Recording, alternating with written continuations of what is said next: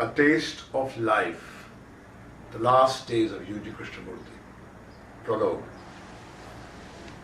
At about 8:15 on the morning of 22nd March 2007, Susan screamed, "Oh my God, Mahesh, look, ants!" I turned and saw thousands of black ants marching in line on the white carpet, up the white sofa, and onto Yuji's stone-like face, where they spread out and completely darkened the left side. We moved closer and saw that there were thousands moving with the frantic intensity of life in contrast to Yuji's utter calm. I shouted to Larry to come, help us.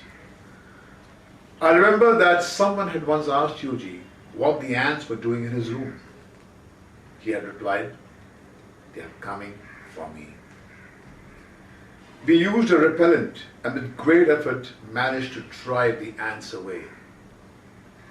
Susan had bought the eco-friendly spray only the other day, and little did we know that it would be put to use so soon, and that too for such a bizarre task. Susan then used her doctor's skills to change Yuji's sheets, and with Larry and me assisting her. The question that bothered us was how the insects went straight to Yuji with all of us keeping watch. Larry said that he too had been bothered by the ants when he was meditating in the room.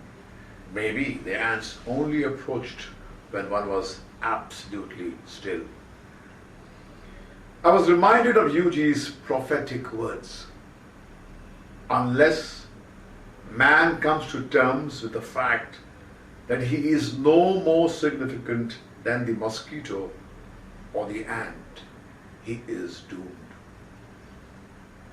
By midday, I began to feel restless. I walked up to the tiny fridge and opened it. It was bare except for a golden box of Leonidas chocolates with 4 pieces in it. I offered them to Susan and Larry. They took one each. I turned to Yuji and said, "Happy birthday, Yuji," before popping the chocolates into my mouth. As I ate, it struck me that Yuji's death saga had turned into a kind of a black comedy which he himself had orchestrated. In the afternoon, Susan suggested that we should go away for a while and give Yuji a chance to make his exit. By 2:30 p.m., Larry and Susan were in the garden, calling me out to join them. Everything was still. I walked towards the door and turned. My master was clearly alive and breathing. I bent down and touched his feet.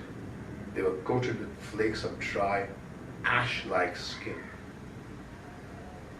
I felt my pulse throb in my fingers, but hardly any life in those toes with which I had such friendship.